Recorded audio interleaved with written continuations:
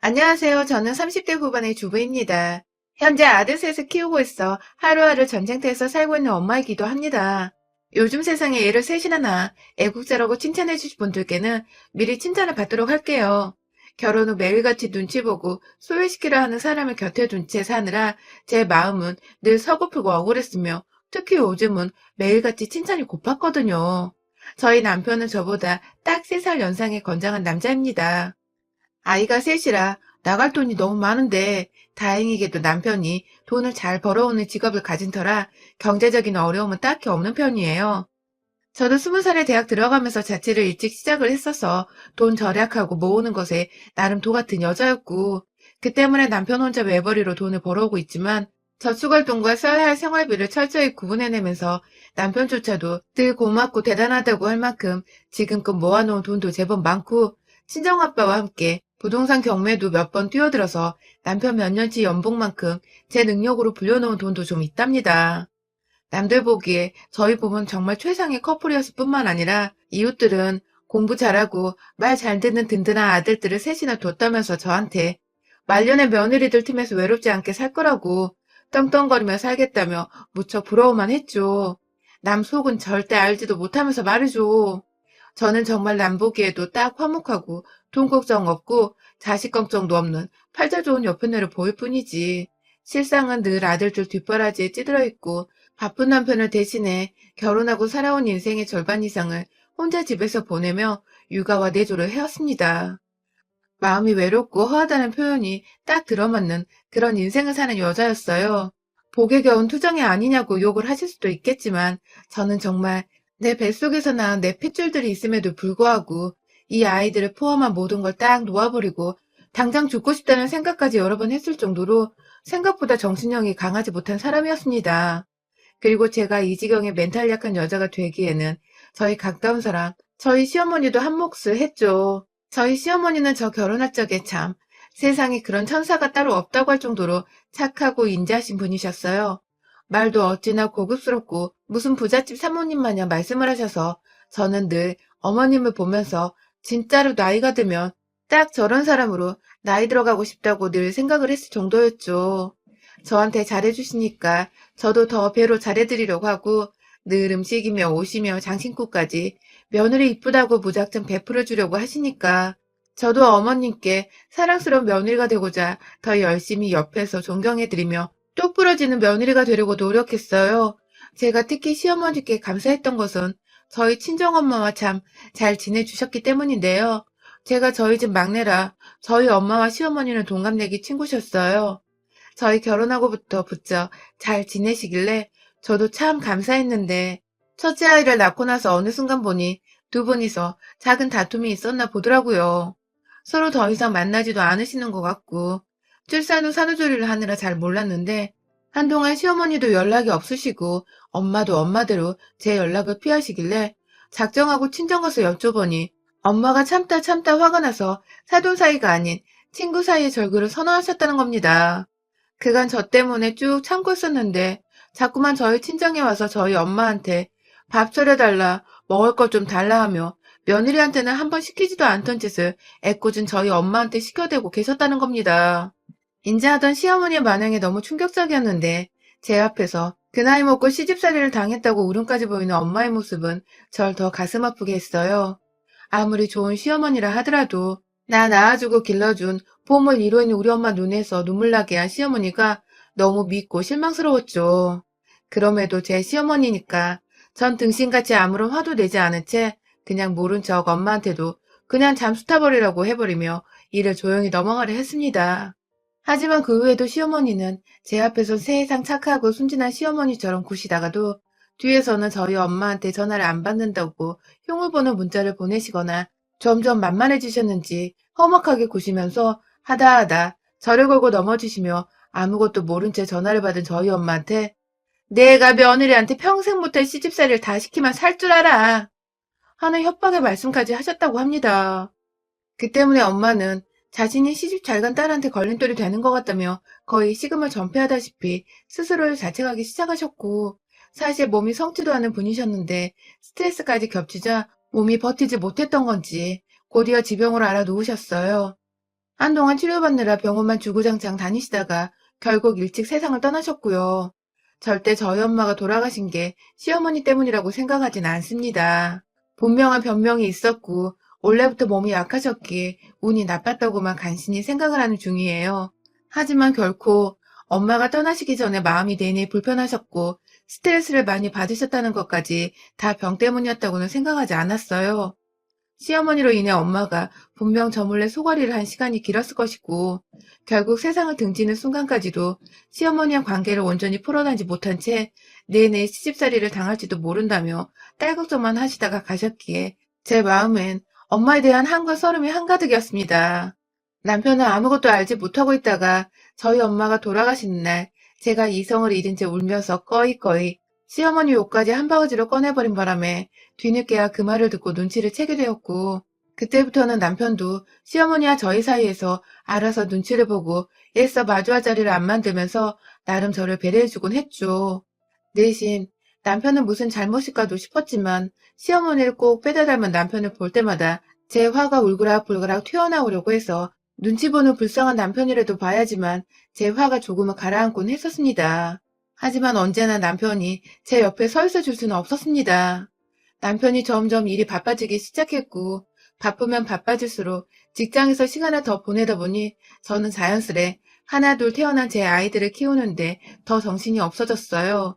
시간이 약이라더니 허무하게도 돌아가신 엄마에 대한 그리움과 안쓰러움보다는 당장에 내 새끼가 아프진 않는지 밥은 잘 먹는지에 대한 사소한 걱정들로 제 머릿속은 채워졌고 그러면 그럴수록 마음 깊숙한 구석에는 친정엄마에 대한 죄스러움과 시어머니에 대한 원망스러움이 나날이 커져만 갔죠.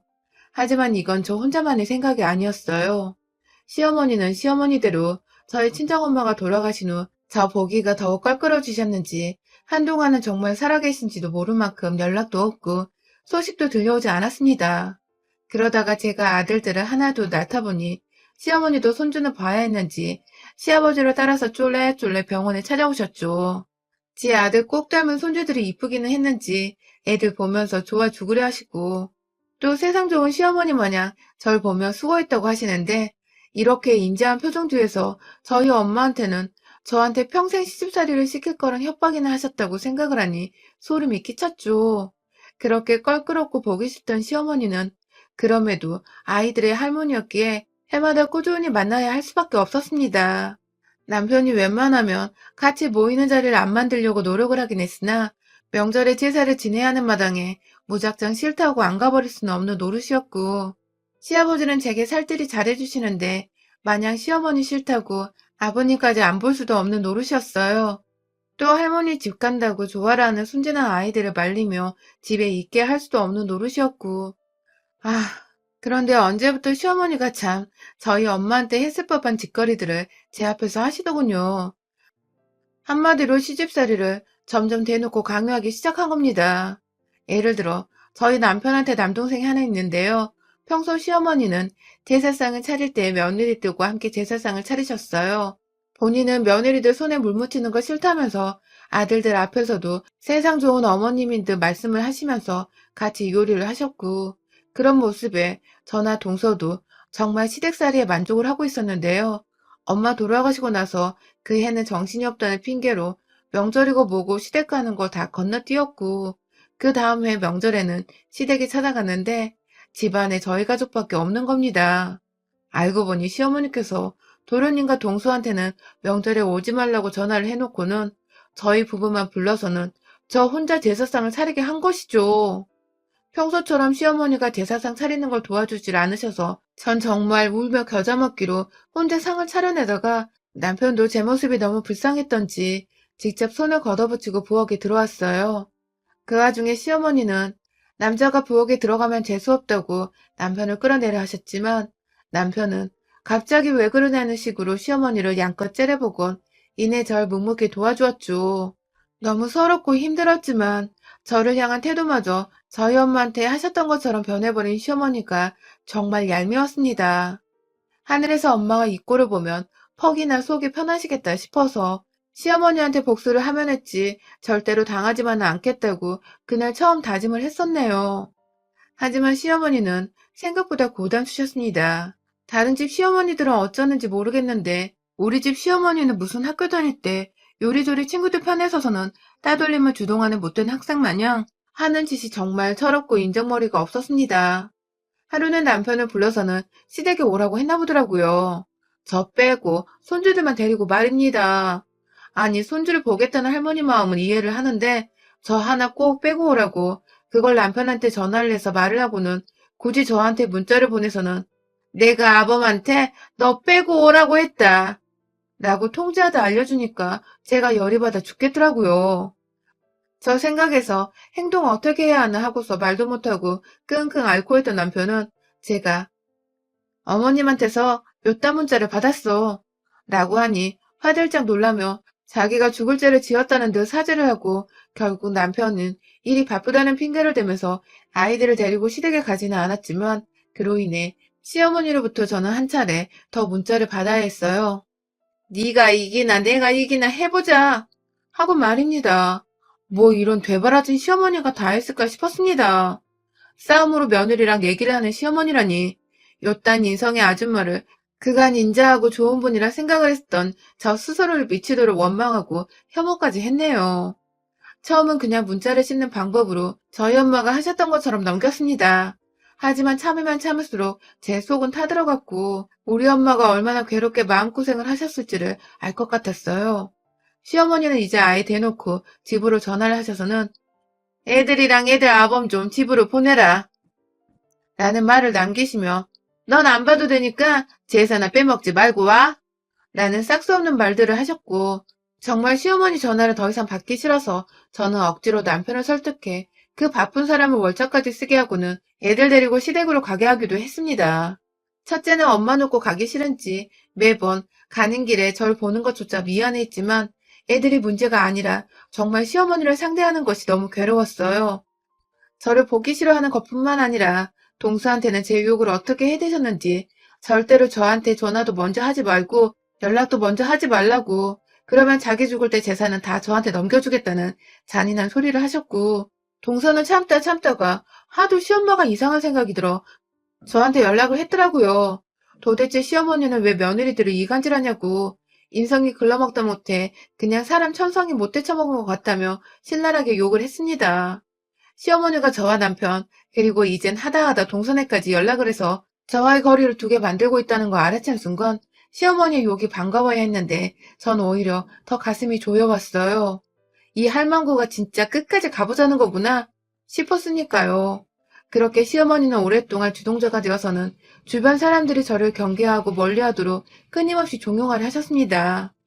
시간이 오래 지났지만 여전히 저는 제사상 차릴 때 말고는 시댁에 오지 말았으면 하시는 건지 저를 빼놓고 오라고 남편에게 연락하고 하다하다 저희 큰아들한테까지 연락을 하셨어요. 맛있는 고기 먹자고 할머니가 용돈 주겠다고 아이들을 불러내곤 꼭 옆에 엄마는 데려오지 말라는 말을 덧붙이셔서 철없는 막내나 어쩌다 아빠를 졸졸 따라갈 뿐이었지 큰아이나 둘째는 엄마 눈치를 먼저 보다가 공부를 핑계대며 안 가겠다고 말을 하곤 했어요. 남편도 시어머니가 하도 며느리를 안 챙기고 바빠 죽겠는데 자기한테만 자꾸 애들을 데려오라고 하니까 결국 슬슬 짜증이 났는지 자기 엄마 통화며 문자를 거의 무시하다시피 살기 시작했고 도련님이나 동서도 참 별난 시어머니라며 뒤에서 함께 제 편을 들어주며 살살 흉을 봐주더라고요. 물론 어른들 앞에서는 한번 티를 안 내긴 했지만 어디서든 제 편을 들어주는 것만으로도 저는 고마웠습니다. 안 그랬으면 바쁜 남편을 대신해 혼자서 끙끙 앓으면서 참 사는 게 외롭고 서글프기만 할 뻔했으니까요. 그러다가 코로나 터지고서 저희가 거의 1년을 시댁으로 왕래하지 않았어요.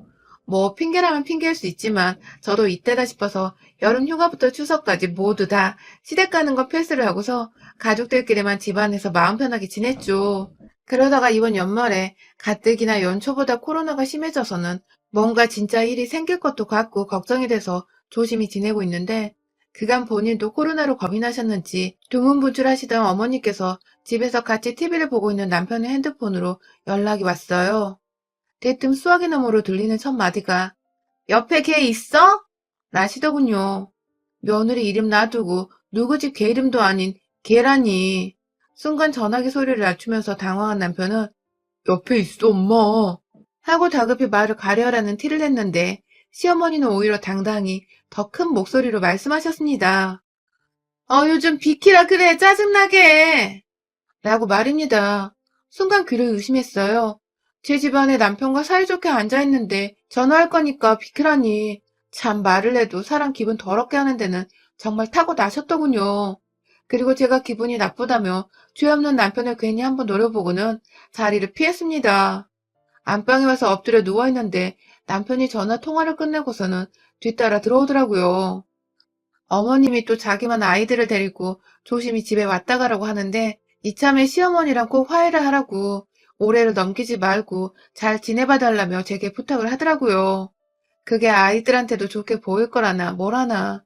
듣고 보니 남편도 그간 저와 어머님 사이에서 무지 괴로웠을 것 같고 할머니와 엄마가 사이 안 좋은 걸 보고서 아이들도 무척 심란했을 것 같고 뭔가 생각이 복잡했어요. 시어머니와 저의 관계는 정말 단순하게 화해한다고 끝낼 문제가 아니었으니까요. 제가 일방적으로 소외를 당하고 쓴소리를 들었던 적이 너무 많았어서 뭘 어떻게 해야 할까 싶어 한참 고민을 했습니다.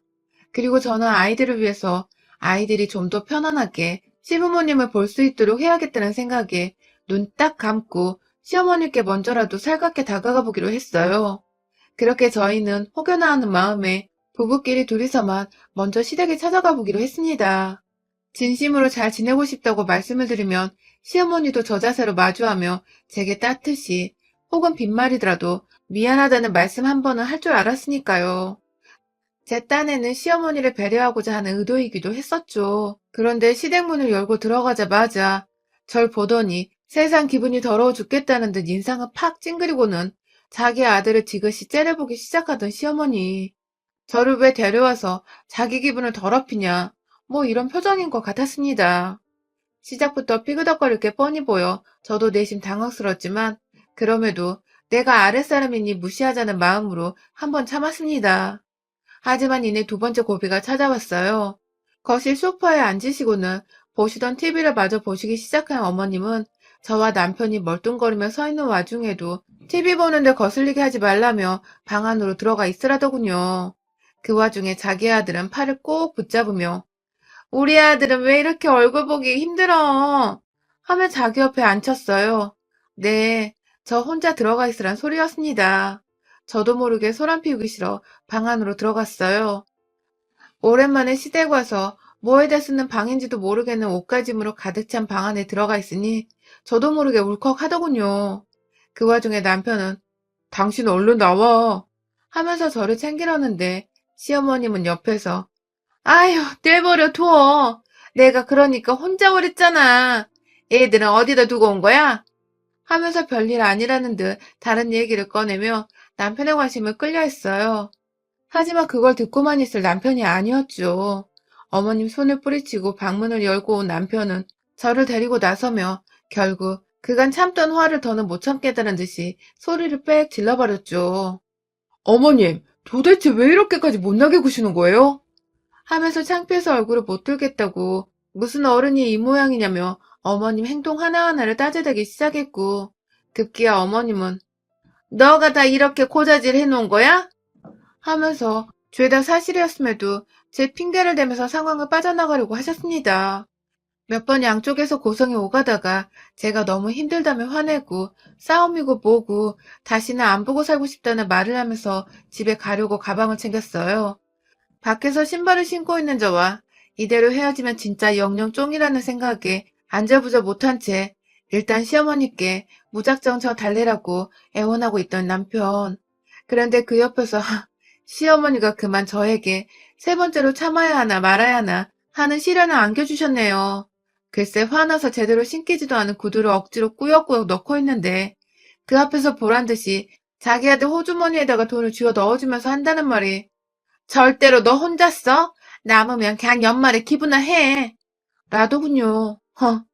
전 기부하란 말이 왜 그리 비참하게도 들리던지, 제가 생판 모르는 남보다 못하는 사람인 건지, 뭘 그리 잘못했다고 친정엄마에 이어서 딸까지 시집살이를 시키다 못해 육지 뽕짝처럼 구시는 건지, 정말 제대로 잘못 걸려서 똥 밟아버렸다 싶더라고요.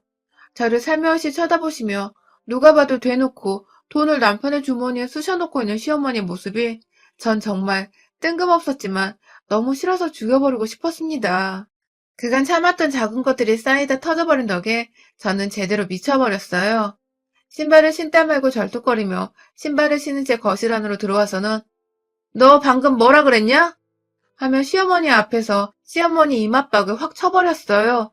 순간 하는 외마디만 남긴 채 뒤로 자빠져버린 시어머니의 모습에 남편은 난리가 나서 여보! 하며 순간적으로 저부터 말리려 했지만 입이 늦었어요.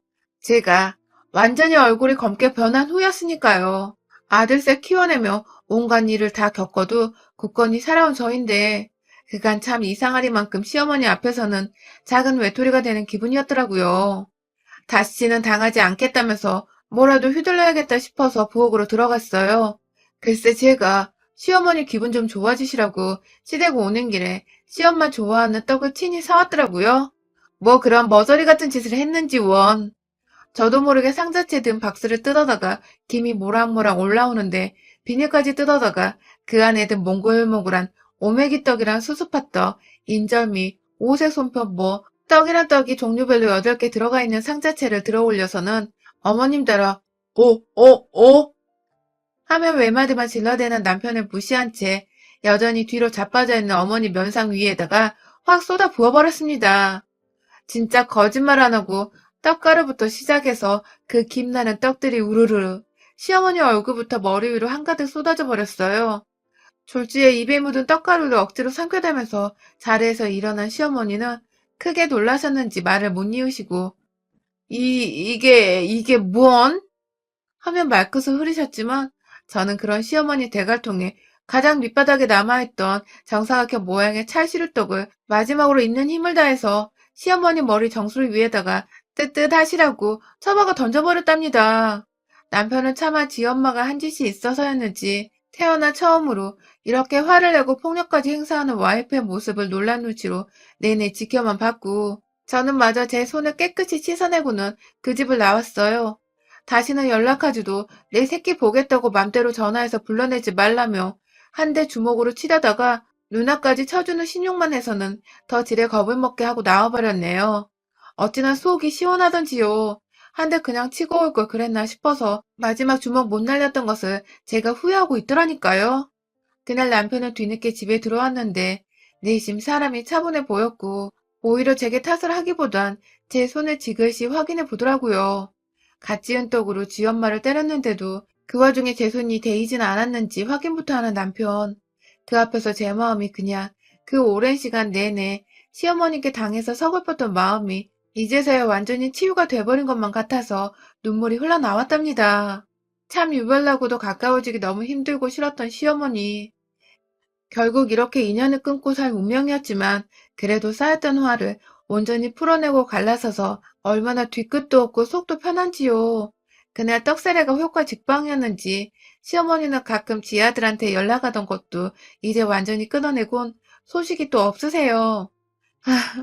그냥 솔직히 말하면 돌아가실 때까지 소식 없이 조용히 입 다물고 지내주길 바라는 마음입니다. 여러분의 생각은 댓글로 남겨주세요. 오늘도 시청해주셔서 정말 감사합니다.